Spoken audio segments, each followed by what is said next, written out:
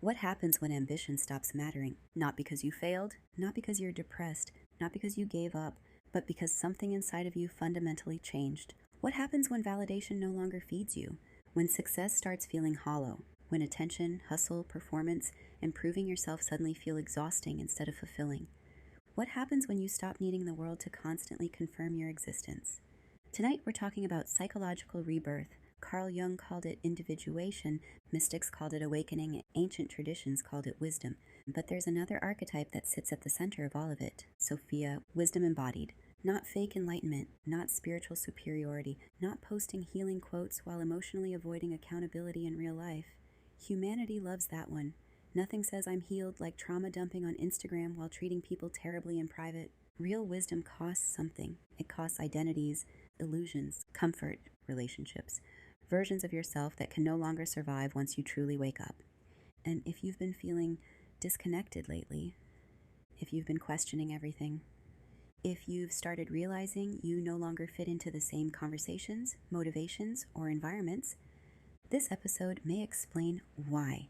There comes a moment in psychological development when ambition falls silent, not through defeat, not through exhaustion, through transformation. Jung described different stages of psychological development, but Sophia represented something different entirely. Not innocence, not romance, not devotion, wisdom, integrated awareness, and Sophia consciousness is not about becoming better than people. It's about becoming honest enough to stop lying to yourself. That's the real initiation. Most people are not lacking intelligence, they're lacking self-awareness. They spend years blaming, projecting, performing, numbing, consuming, distracting, and avoiding and chasing validation. Anything except sitting quietly with themselves long enough to ask, who am I underneath all of this? And eventually, life strips the masks away anyway, not to punish you, to return you to yourself. One of the first signs of transformation is the death of the hero impulse.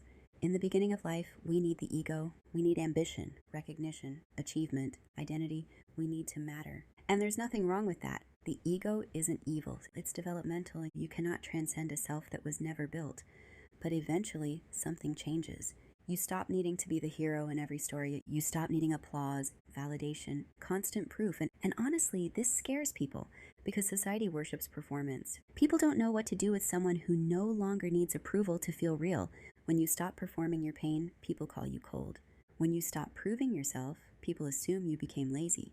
But what actually happened is deeper than that. You stopped outsourcing your identity.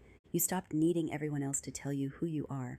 And let's be honest for a second, a lot of people are not addicted to love. They're addicted to significance. They need to feel chosen because internally they don't choose themselves. They need to feel desired because internally they feel invisible. That's why some people stay trapped in toxic relationships, not because the relationship is healthy, but because the chaos gives them identity. Without the drama, they don't know who they are. That isn't love. That's dependency disguised as meaning. Sophia consciousness also creates a shift from information to wisdom. And there's a difference. We live in a culture drowning in information but starving for wisdom. People consume podcasts, therapy language, psychology reels, self-help books, spiritual content, and still remain deeply unconscious. Because information alone does not transform you. Application does, embodiment does, radical honesty does. You can memorize attachment theory and still avoid accountability. You can quote Jung and still manipulate people emotionally. You can talk about healing while remaining deeply committed to victimhood. That's the part people don't want to hear. Eventually, you stop obsessively collecting answers. You start listening instead, listening to your body, your intuition, patterns, behavior, silence. Because behavior tells the truth long before words do. And at this stage, you begin noticing how much noise people create to avoid themselves. Constant stimulation, constant talking, constant reacting, constant posting, because stillness forces people to meet themselves. And most people do not actually want self-awareness, they want comfort. One of the deepest changes that happens during awakening is emotional disidentification. You stop drowning in every emotional storm. Now let me be clear, this is not numbness. This is not becoming heartless. This is nervous system maturity. Someone insults you, you notice it, but you no longer collapse from it. If someone betrays you, it hurts, but it no longer destroys your identity. You begin understanding that someone else's behavior is information, not always an instruction for your self-destruction. That changes everything. Emotionally immature people often expect access to your nervous system. They expect guilt to control you, shame to control you, chaos to control you. And once you stop reacting the way you used to, they become uncomfortable, not because you became cruel, but because you became harder to manipulate.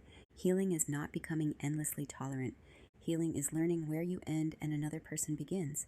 Now let's talk about shadow work, the part everybody claims they want until it's time to actually confront themselves.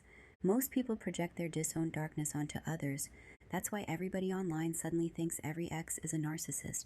Projection protects identity, because it's easier to call somebody toxic than ask, how did I participate in this dynamic?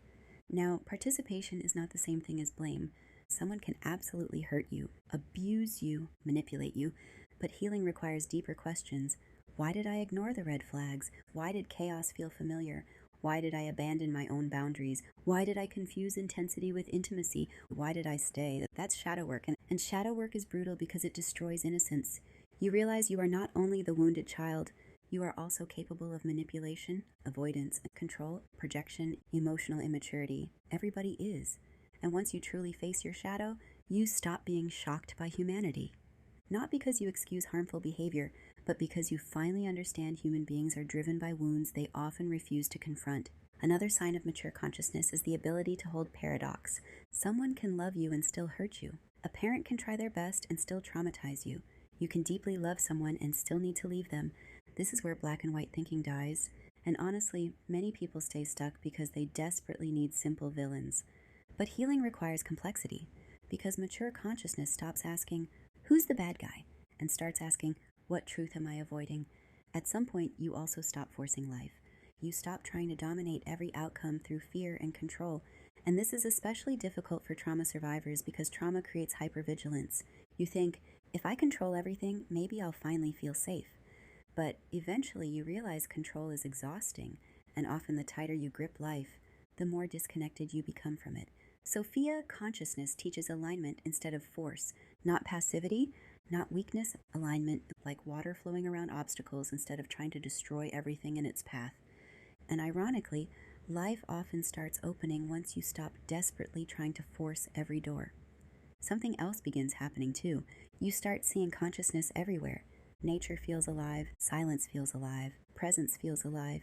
You become more intentional, more reverent, more aware, because once you truly sense the sacredness of existence, carelessness becomes difficult, and this is why awakened people often become quieter. Not because they think they're better than others, because they finally learned how to listen, and after all the healing, all the shadow work, all the breakdowns, all the identity collapses, you return to simplicity. A peaceful morning, a meaningful conversation, a walk, stillness, presence. You stop needing excess, because eventually you realize more things never healed emptiness. More validation never healed abandonment. More attention never healed self-worth. And this is true freedom, when you no longer need the world to constantly feed your identity. Now let's talk honestly about something nobody discusses enough. Awakening is lonely, not because you're superior, but because awareness changes your relationship to life. You stop fitting into certain conversations, certain environments, certain performances. People feel that shift. Some will think you changed negatively, but what actually happened is you stopped pretending. And Jung warned about something extremely important here: spiritual inflation. The moment you think awakening makes you better than other people, you've already fallen asleep again. Real wisdom creates humility, because the deeper you go, the more mystery you discover. The goal is not perfection. The goal is wholeness. To become someone capable of loving without possession, holding boundaries without hatred, seeing clearly without cruelty, speaking truth without ego, healing without superiority. That's the work, and maybe that's why you're here. Maybe life has been dismantling you because the version of you built from survival was never meant to be your final form. Maybe the loneliness, the questioning, the collapse weren't punishment. Maybe they were initiation, and if that's true, your responsibility now is not to return to sleep, it's to return to yourself. If this episode resonated with you, follow Facing the Mirror on Spotify. You can also work with me directly through Healing My Feelings. And remember, healing is not becoming someone else. It's finally becoming honest about who you already are. Until next time, face the mirror.